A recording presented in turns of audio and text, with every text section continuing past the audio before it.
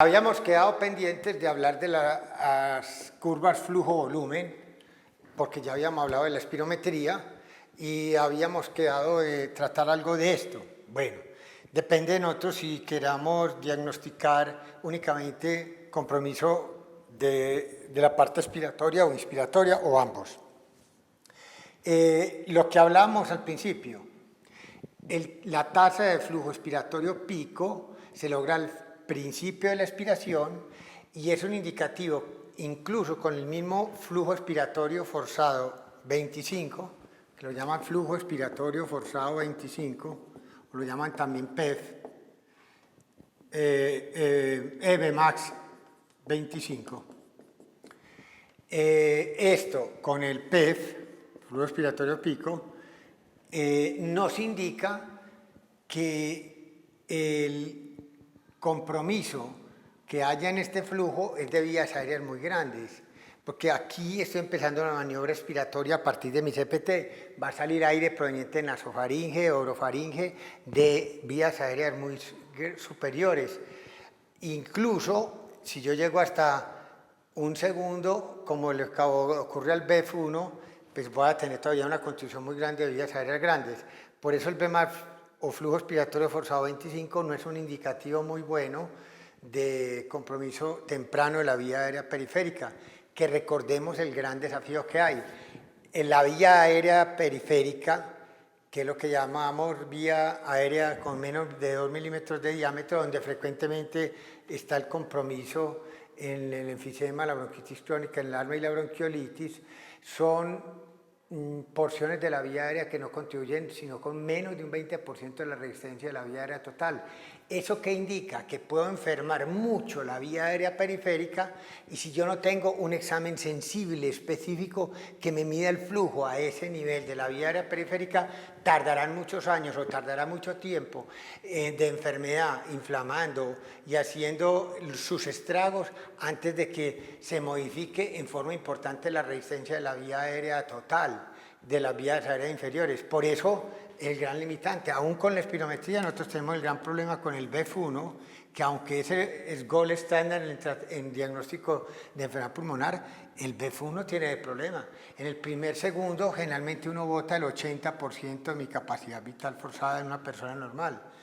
Entonces eso indica que si uno bota el 80% de lo que va a botar, no va a botar únicamente aire únicamente las vías aéreas periféricas, sino que está contribuyendo aire de todas las vías aéreas prácticamente. El BF1, por lo tanto, es una herramienta todavía muy primitiva para detectar tempranamente el compromiso de la vía aérea periférica, y lo mismo le pasa a estos dos. Bueno, si yo me acerco al momento 50, flujo expiratorio forzado 50, pues tendré una alternativa un poco mejor. Ahí estaré midiendo el flujo aproximado en vías aéreas de tamaño moderado y de vías aéreas de tamaño pequeño. Pero de todas maneras es un compromiso de vías aéreas moderadas, de tamaño mediano, mejor dicho. Y ya acercándome al flujo expiratorio forzado 75 sería muy específico de la vía aérea periférica. Pero el problema del flujo expiratorio forzado en el momento 75 es que la no colaboración del paciente es muy clara y mire los problemas que nosotros vamos a tener frecuentemente con esto. No es fácil, mira. De una curva flujo-volumen normal con un buen esfuerzo, miren el PEF hecho al principio de la curva, uno dice, este paciente hizo muy buen esfuerzo. Pues miren, por ejemplo, acá qué pasa. Esta es la curva idealizada, que sería esta misma. Mira el paciente, hace esfuerzo, dubita, hace máximo esfuerzo cuando se da cuenta que hace más esfuerzo, y mire todo lo que perdió. La curva es mal hecha, porque uno sabe que el punto de expiratorio máximo está muy al después de empezar la maniobra de capacidad vital, del volumen expiratorio forzado en la capacidad vital forzada. Ahora, miren qué le pasa en C. Empezó muy bien, hizo muy buen esfuerzo, colaboró, se cansó y tumbó la curva. Aquí, si yo mido el flujo expiratorio forzado en el momento de 75, dan erróneo, porque el 75 puede llegar hasta acá. Si la curva terminó acá, el 75 corre para acá.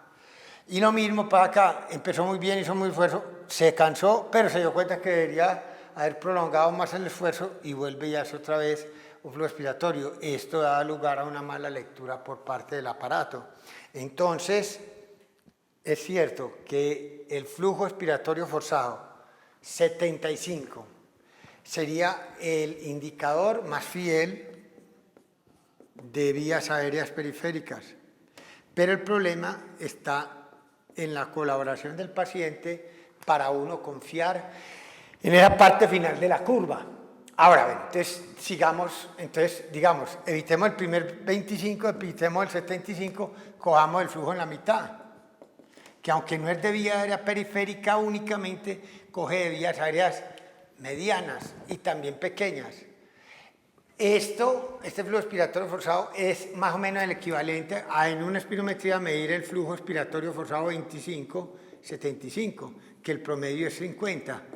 Ese sería más o menos un símil a lo que esto mide un espirómetro. Esto lo mide la curva flujo-volumen, que son flujos máximos instantáneos. Esto es una tangente que hace el aparato, la cual saca el flujo a partir de una tangente entre el punto 25 y el punto 75 y saca el promedio teórico de todos estos momentos, desde el momento en que el flujo está botando el 25, ya ha botado el 25% de mi capacidad vital forzada al momento en que ya boté el 75. En cambio, este es un flujo instantáneo en el momento 50, no más, pero generalmente tiene una muy buena correlación. ¿Cuál es el gran limitante de estos dos indicadores de enfermedad? ¿Por qué fracasaron o han fracasado? Porque sus valores normales son muy amplios.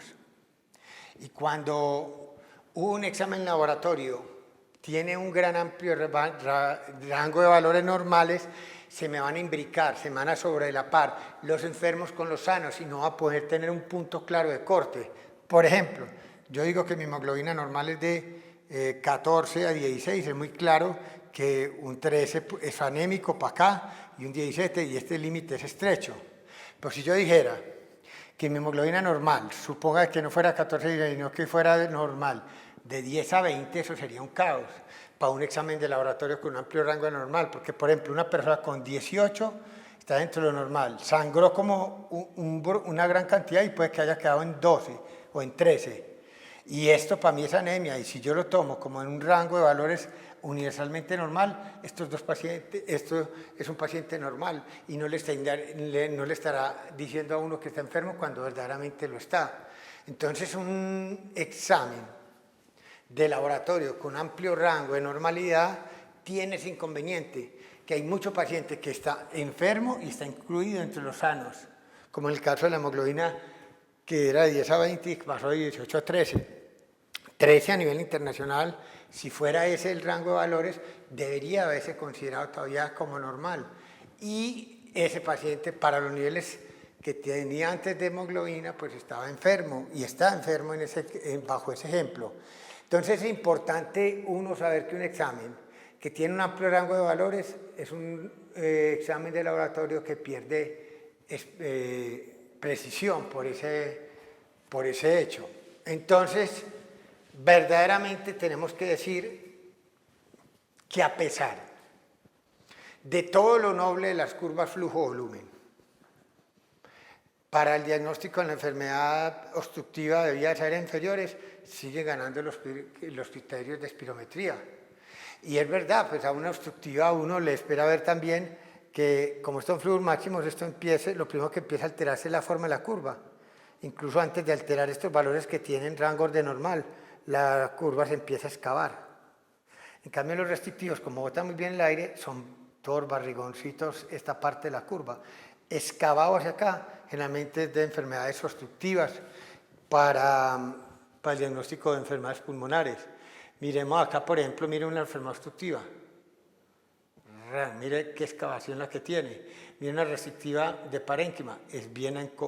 La curva respiratoria está bien mantenida. O sea que eso no tiene ninguna limitación a ese nivel.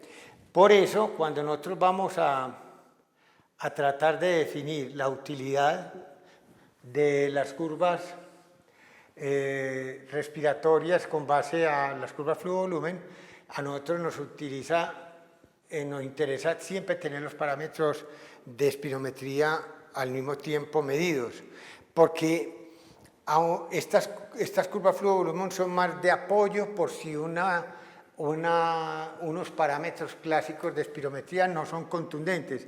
Es decir, si a uno estos tres índices no le ayudan a definir si este paciente tiene una enfermedad obstructiva o una enfermedad restrictiva, uno dice, bueno, hagamos un flujo expiratorio forzado 75 o flujo expiratorio forzado 50, el que usted más crea que le va a servir al paciente, para ver si le da francamente alterado, porque esto no está dando los índices positivos.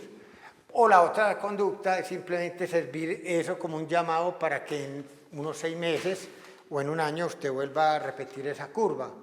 Aquí tenemos una curva flujo-volumen de un paciente basal, mire que con cavidad tan marcada, este es un paciente con una enfermedad obstructiva, y esa es la curva actual, esta de acá, y cuando usted le da un broncodilatador, esta es la curva que la que el aparato le propone que fuera la ideal, esta es la que él tiene, y después de darle un broncodilatador de acción corta, al mejorar la entrada y la salida de aire, mire la curva que él realizó.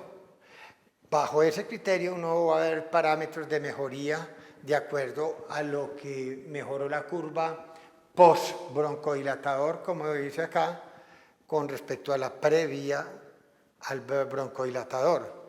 Y eso es otra de las formas importantes que tiene la curva para aplicarse. La tercera manera en que nosotros vamos a aplicar las curvas flujo-volumen es en el diagnóstico ya no de obstrucción de vías aéreas inferiores, sino que es en el diagnóstico de enfermedad obstructiva de vías aéreas superiores, que para ello eso nosotros lo vamos a ver en la próxima sesión.